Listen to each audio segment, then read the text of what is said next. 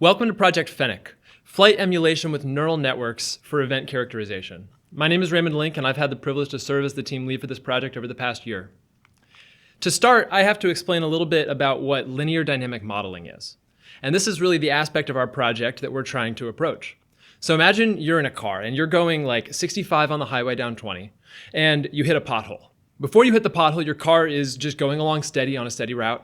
As soon as you hit the pothole, your system will have some kind of response, right? It will have some kind of oscillation, and it will bounce in some way. Now that bounce is going to be very different if you're in a Ford F-150 versus if you're in a Prius. And our job is to characterize what that difference is. So you can see that you have a current state, and then you have that system that's disturbed with an X or a U, some external input to the system, and then a resulting outcome, so an X dot, a change in state. So our job is to build a mathematical map from that current state to a resulting change. And typically, this is done linearly.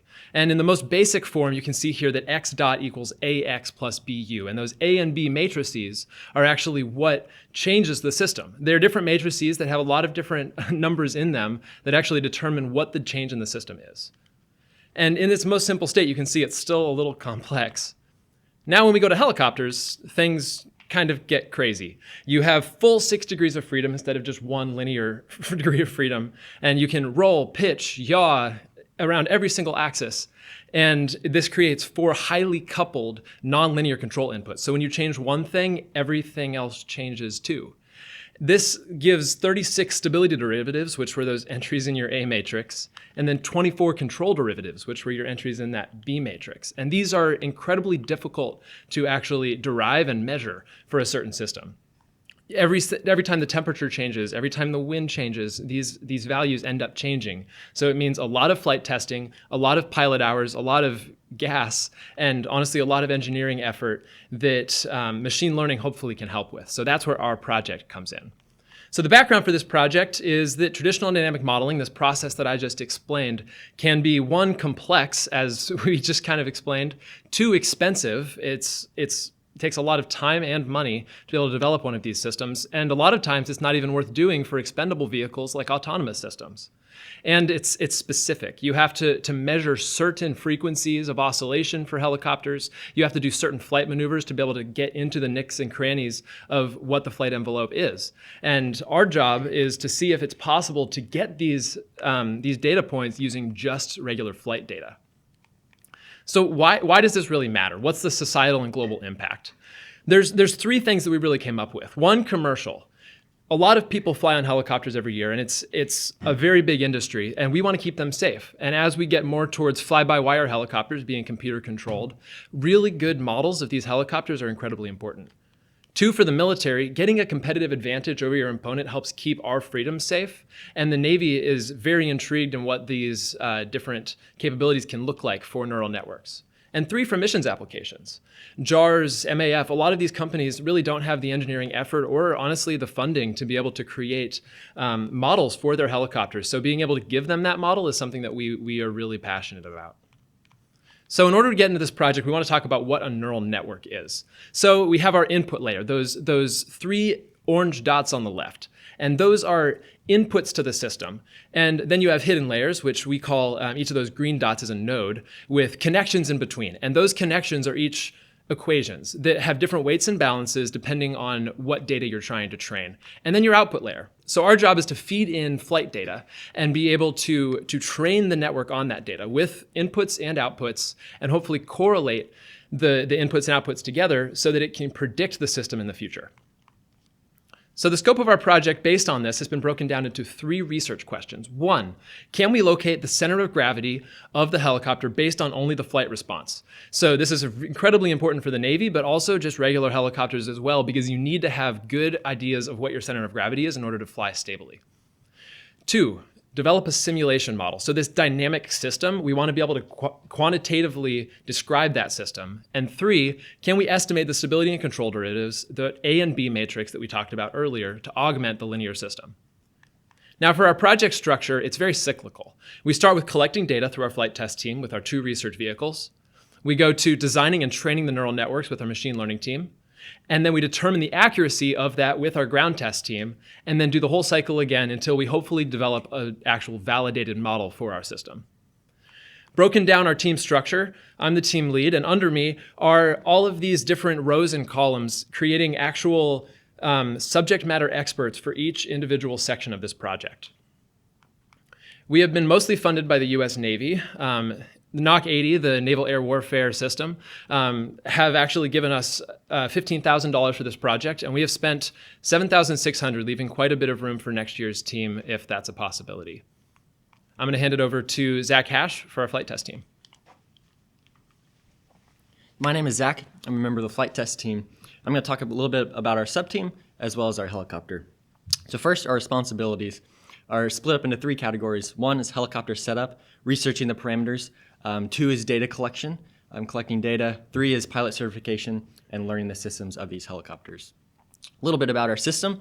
We have a pilot operating the radio transmitter. This connects to our helicopter with the flight control system.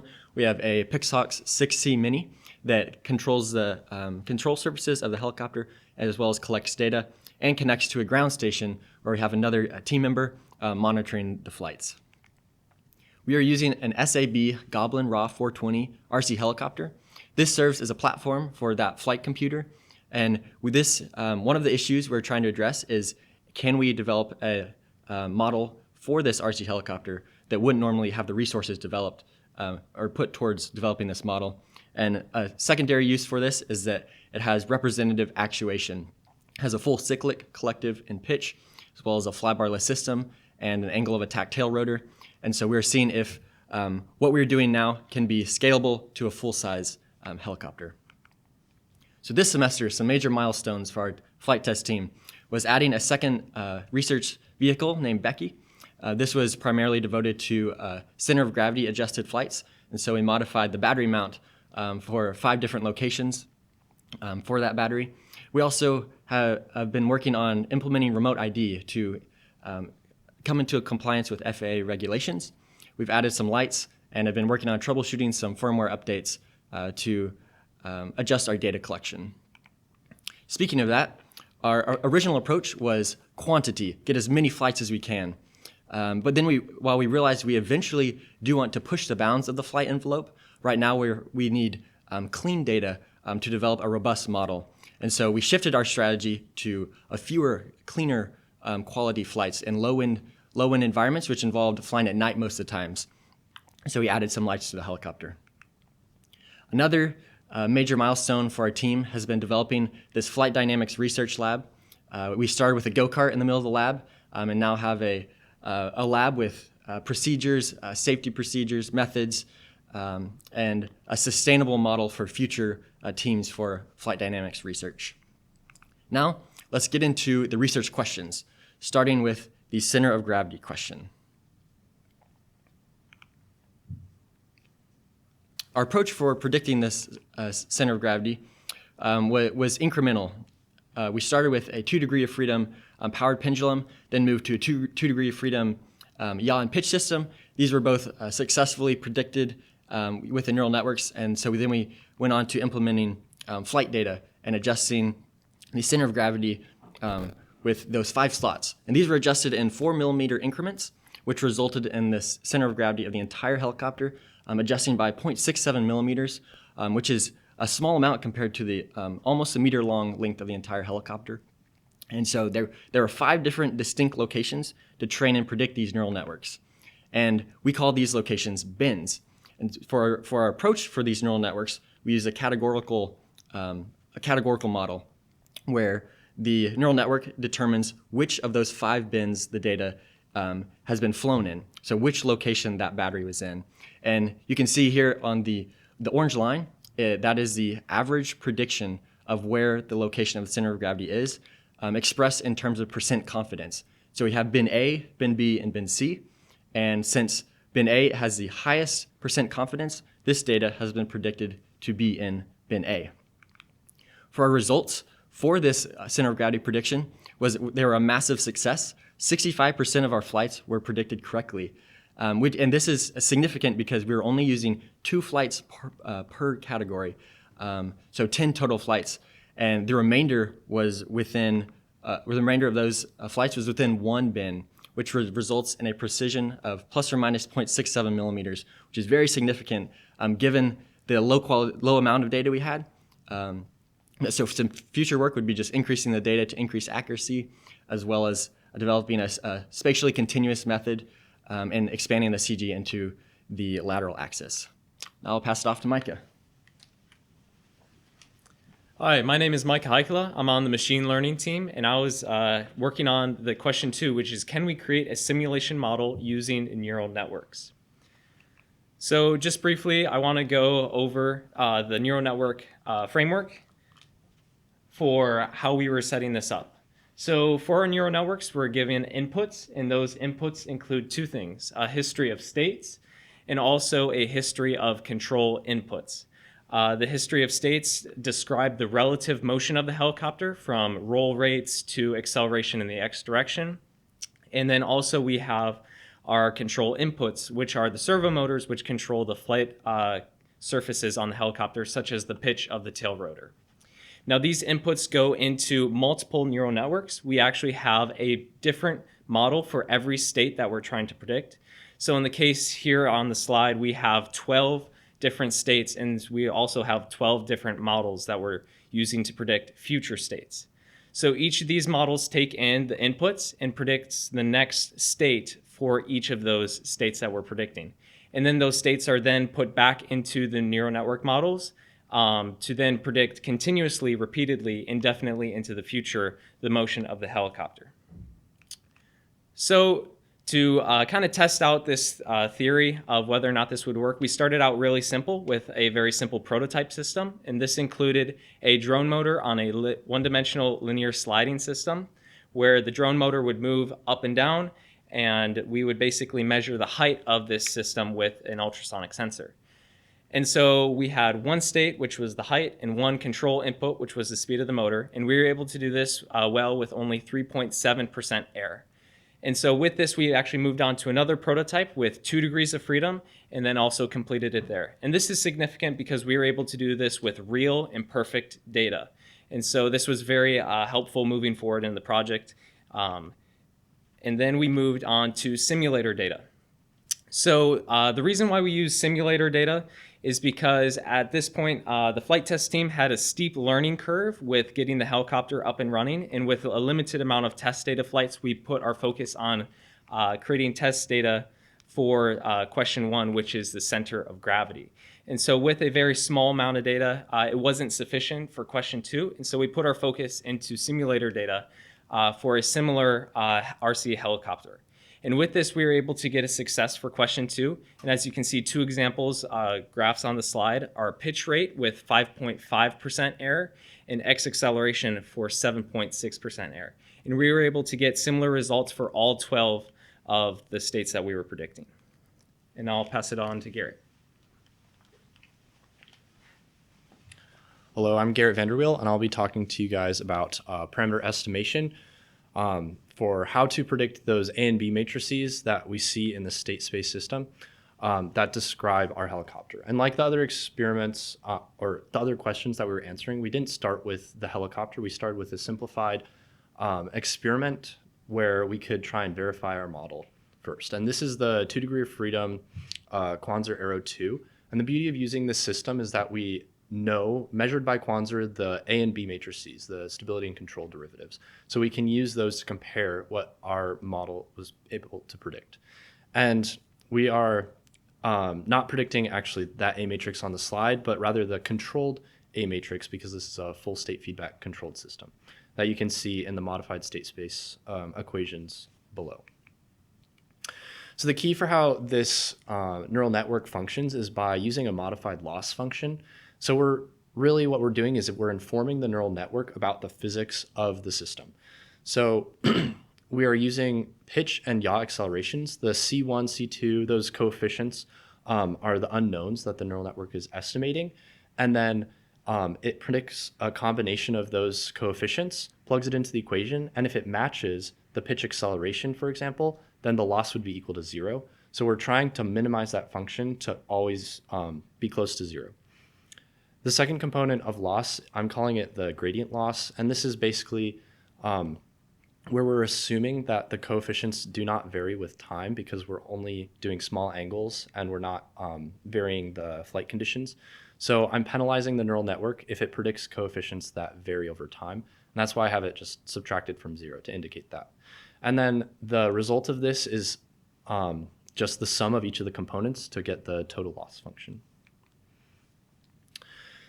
So here we have the relative error on the left hand of the slide for the A and B matrices that we predicted using data that was simulated using the 2-degree freedom model. And you'll see relatively low errors. There are some high errors.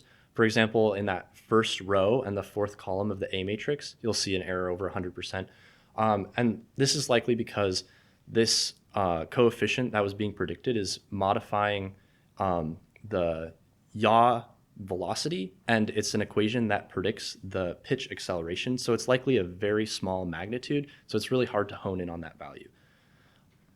Aside from looking at just relative errors, we also wanted to plug our coefficients into a simulation and see how they performed against the correct coefficients in a simulation. So here we have just a simple step function, and we get relatively low errors. And when we predict it on data similar to what we trained on, we actually get lower errors. And that may be because the neural network never saw a step function. So by improving the variety we provide our neural network data-wise, we expect the errors to decrease. Now, obviously, for future work, we want to move this question into using real data. We weren't able to get that to work using the data provided that we collected from the Quanser. And we'd also like to see those errors reduced and move on to the full helicopter model. Hello, my name is Hudson Finnemore, and I've been working primarily on the ground test team this year. The ground test team primarily serves in a role of validating data. Most of these helicopters, you can't just go online and look up what the correct control derivatives and the correct control matrices are. And so you have to measure those. And the same is true with the mass properties. You can't just look up what a CAD model of this helicopter is. You can't really find one. And so you have to measure the mass properties of the helicopter yourself. And so what we've been trying to do is to produce known values for the center of gravity, for the inertia tensor, and finally for the tail rotor control derivative. And this semester, we've mostly been focusing on those second two, so measuring the inertia tensor and the tail rotor control derivative. We actually had to start with the center of gravity experiment.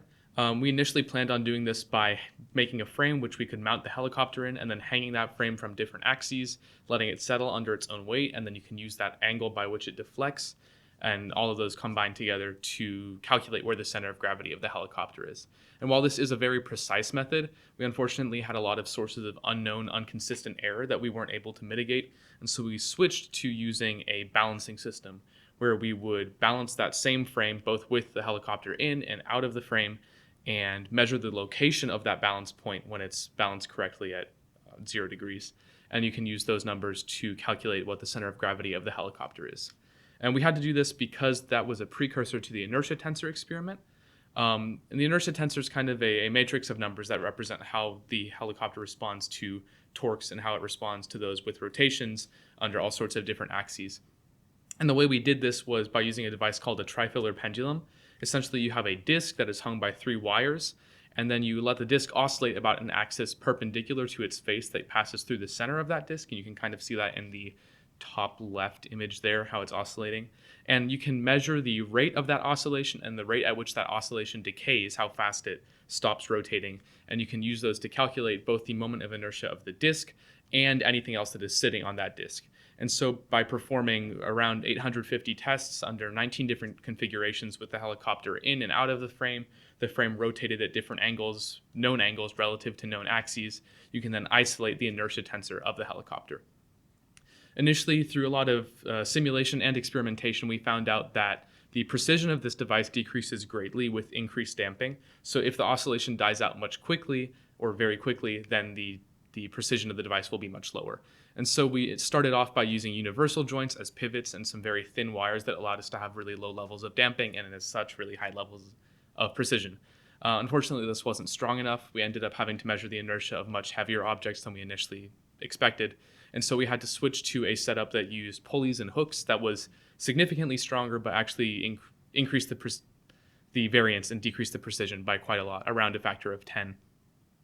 We also did have persistent error from, again, unknown causes. However, in this case, unlike with the center of gravity, it was consistent. And so we were able to just calibrate the system against known inertias and then build a calibration range where we knew how to correct for that error.